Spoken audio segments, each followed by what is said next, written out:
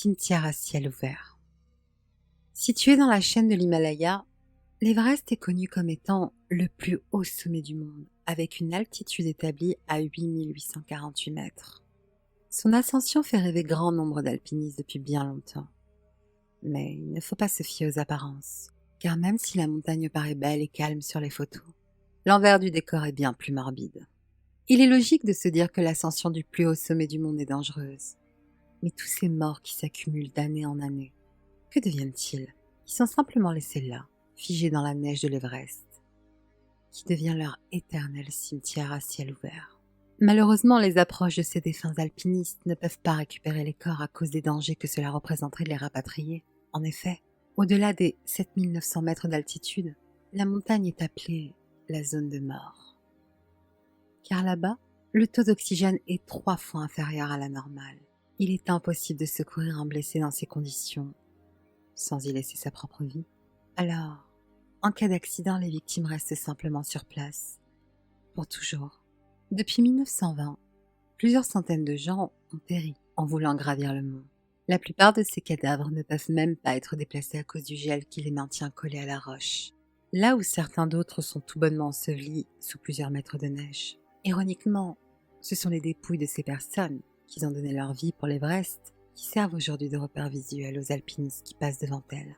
Malgré la dangerosité de la tâche, il est possible pour les familles d'assigner des guides expérimentés afin de ramener ce qui reste de leurs proches. Ce genre de manœuvre est néanmoins coûteuse, sachant qu'il faut dépenser entre 25 000 et 57 000 euros tout en prenant en considération le fait que de telles opérations peuvent se solder par un échec.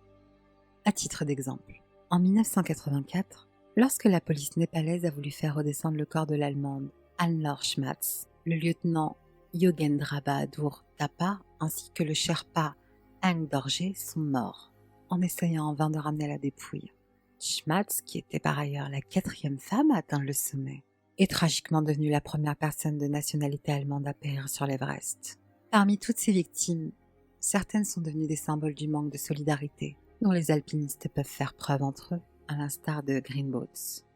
Devenu un célèbre repère visuel à cause de sa position, Green Boots est un alpiniste probablement décédé aux alentours de 1996 dont l'identité demeure inconnue.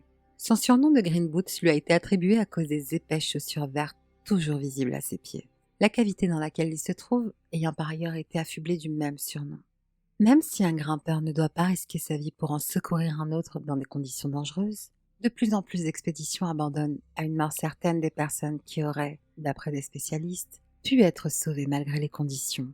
C'est ce qui est arrivé à un alpiniste britannique nommé David Sharp en 2006.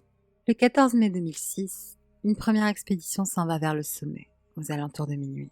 Après 1 heure de marche, il croise David dans la grotte du Green Boots, assis près d'une paroi rocheuse. Le chef de l'expédition essaye de lui parler, mais il finit par juger que son état est trop désespéré pour lui apporter de l'aide.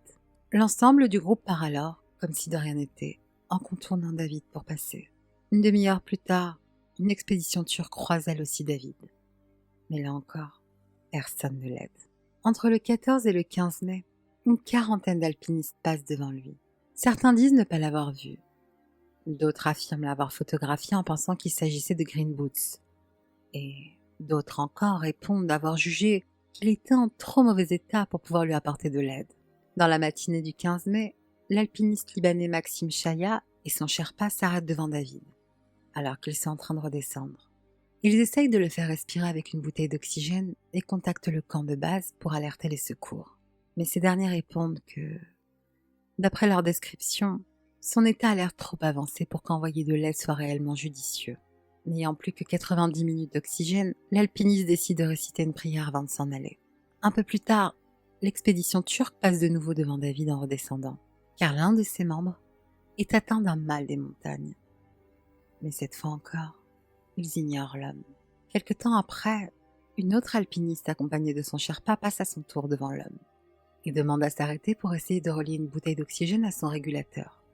Elle n'y arrive pas. Elle décide donc d'indiquer la position de l'homme au camp de base avant de reprendre sa route.